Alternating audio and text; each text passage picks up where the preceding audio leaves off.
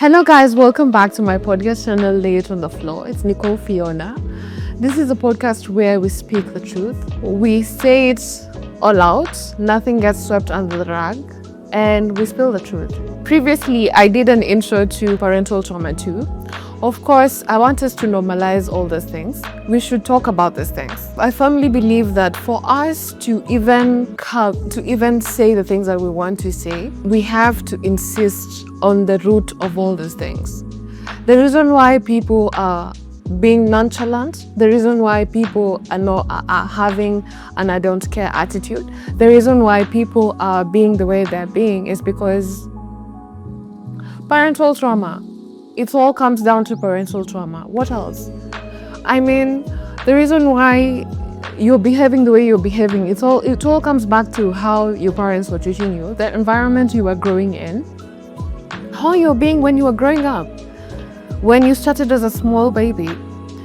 And in my podcast channel, Lay It on the Floor, I specifically have a detailed information of what all this entails. Let's get right into it.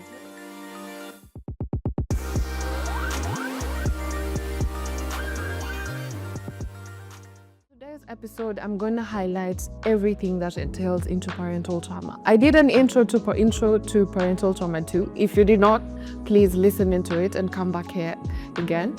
And in this episode, of course, so we're going to speak more into Parental Trauma 2. We're going to dig deep into it, leaf by leaf, root by root, and we're going to unplug the tiny little things. So in this episode, I'm going to start with the fear of missing out.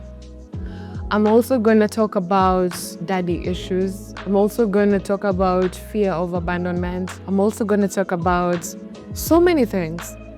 But first of all, fear of missing out. Why are people afraid of missing out? It's okay if your friends do not invite you to a certain place. It's okay if no one calls you to a party. It's okay if no one invites you to anything you want to be invited to. It's okay. You don't have to be invited to that.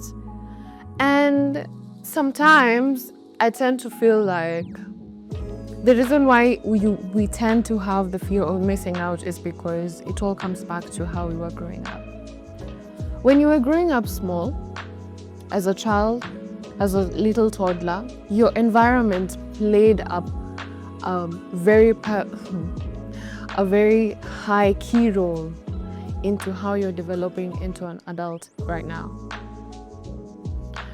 When you were growing up, there's some certain things you were seeing as a small child. There's some certain things you were seeing that you might not think that, okay, fine, this is maybe you might be playing, or maybe you were playing with your cutleries, maybe you were having a small talk with your friends, but there's some things you were seeing around your surrounding that were affecting your brain development, that was actually playing a pivotal role into how you're being as an adult.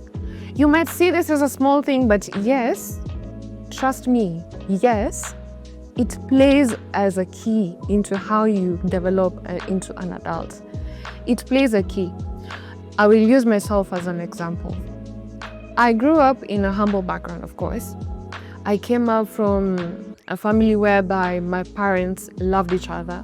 And I'm an only child, of course. I'm a child of God. I'm an only child. And I'm grateful for how far I've come. And I want to say this. While I was growing up, I used to see certain things that I actually reflect into it, actually.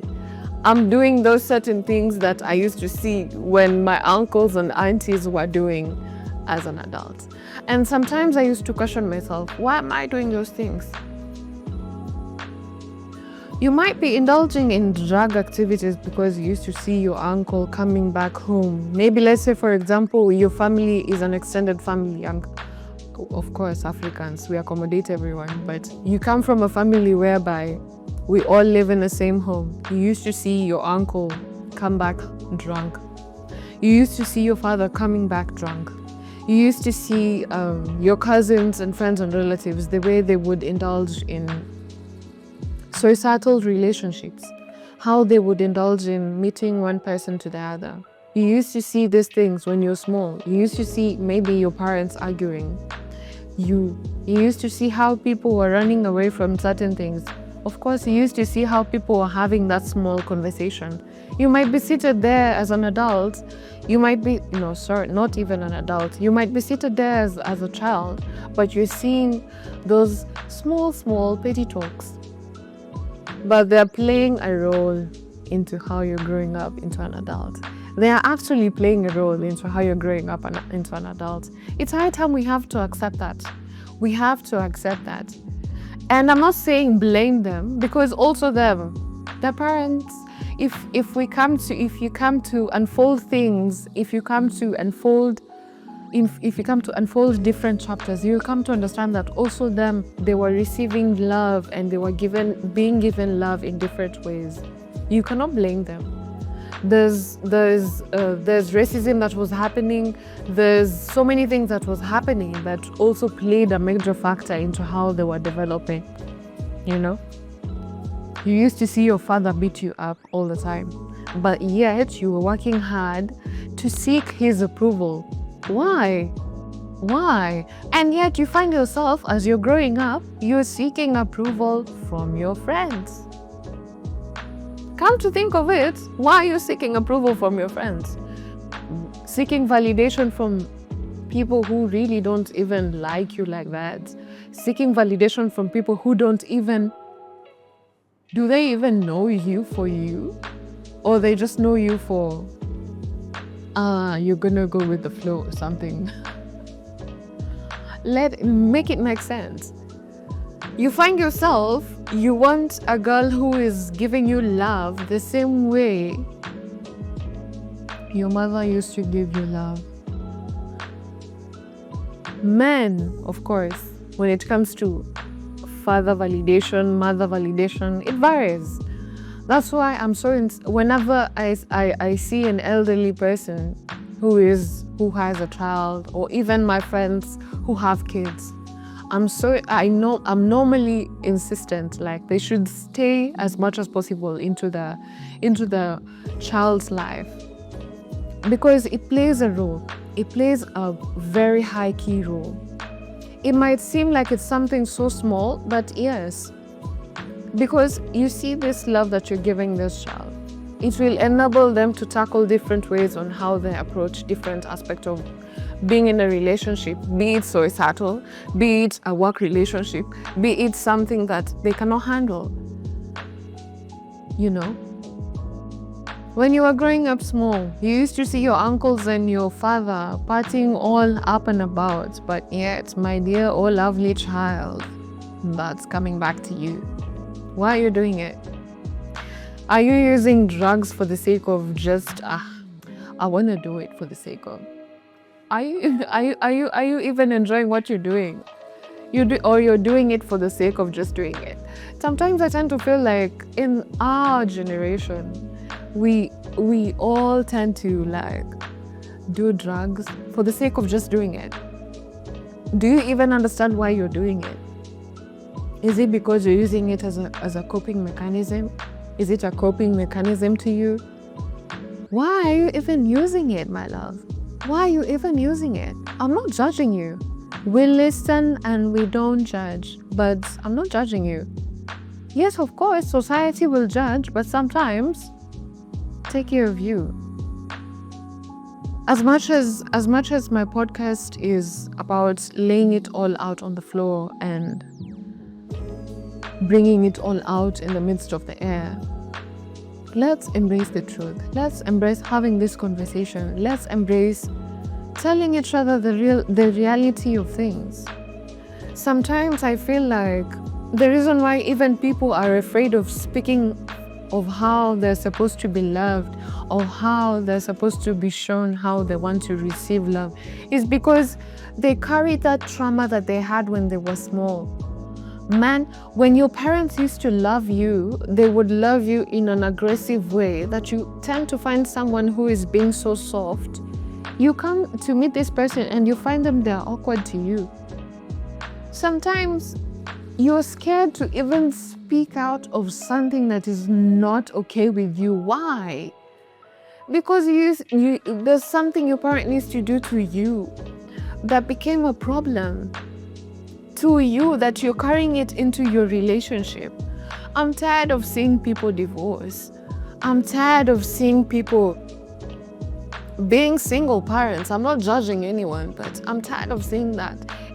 Can we just be in a neutral place? Of course, there's never gonna be a flat white, but there should be something that reflects or that mirrors something that we all love. Love is gentle. Love is always kind. But people get to end up in relationships whereby you're not communicating with what you want is becoming a problem.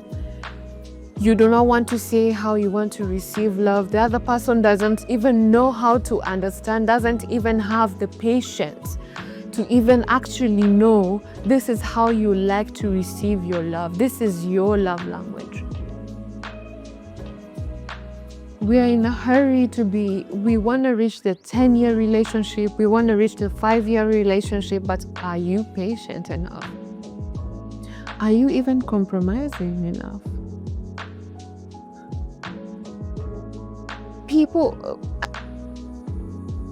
Parents who are actually divorcing each other, it's because of something so petty that they can sit down and just have a small talk. Being raised in a single parent family is not easy. And I'm not saying it's something nice, it's something bad. It's not something easy, it's not something nice actually. Being raised in a fully family, yes, it has its black and white, of course. There are some situations whereby some other things that play a pivotal role in how you receive love. You find a father who doesn't know how to speak to you by correcting you in a certain way. Instead, they use aggressive beating to correct you. And I kind of feel like, yes, you might be beating me, but beating me is also encouraging me to be as more rude as I'm still I am, if that English makes sense. Because at the end of the day, you want me to understand why this is wrong, right? Why are you being aggressive to me? Because you were being beaten when you were a child, while you were small. I'm not saying that beating a child is a wrong thing, but sometimes ask yourself, is the mistake worth beating? Your parent is taking you to the corner to give you a hard lecture because you did something, instead of just sitting down and understanding, oh yeah, you're in an adolescent stage. I need to understand that you're growing tits and boobs and you're gonna have hormones. Sometimes you grow and have a foundation whereby your family doesn't even pray.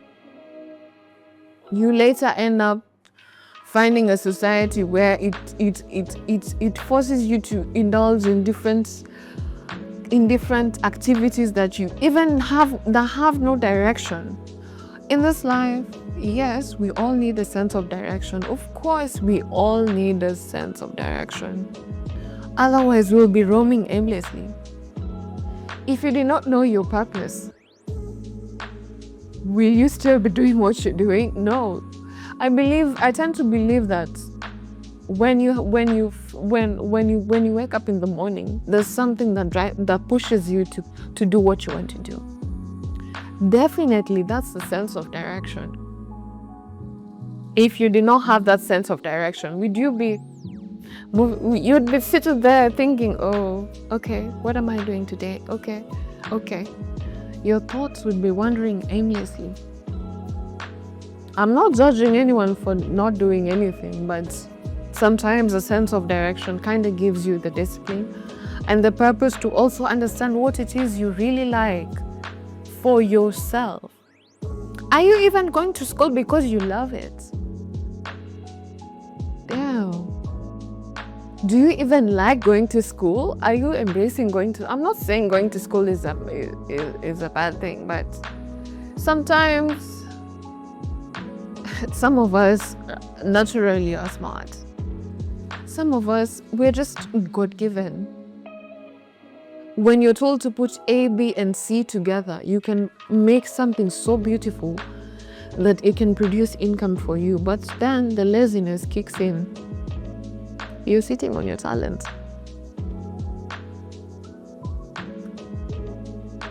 As far as the society is and parental trauma is, it plays a very, very, very, very pivotal role in how people maneuver into their adulthood phase of life.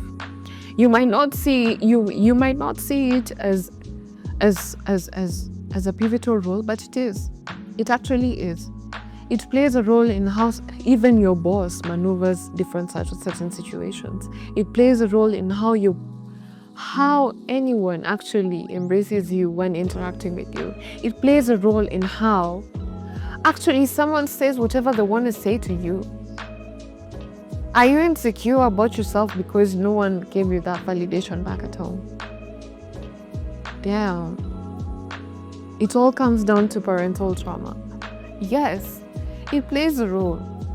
It might not be apparent, like a basic mother and father, an uncle, a brother, a sister, someone you deeply loved, when you were growing up small, when you were playing small, 3 years, 5 years, 4 years, 6 years, your surrounding actually plays a pivotal role. Your environment also plays a pivotal role in how you grow up. It does. Because your environment dictates how you think, how you talk, and how you move. Your environment also tells, because when you're in an environment, you'll tend to find yourself thinking the same way the people around you are thinking. You will find yourself speaking the same way people around you. If you've ever read this book by T.D. Jakes, Trust Your Instincts, clock in. Because that man is actually giving a lot in that book. I'm not sponsoring him, but clock in. That book is a very good book. Trust your instincts. People rely on social media to actually know what they want to do because they've forgotten to trust their instincts. You're busy asking people for advice. Should I go for B? Should I go for C? Should I go for D? Should I go for E? Should I go for... But literally, the answer lies from within. Your answer lies from within. You have the answer, but you just do not know how to sit with it and articulate how you'll maneuver this answer. You're seeking that outside validation to actually support you how you feel. But yeah, you do not really need that.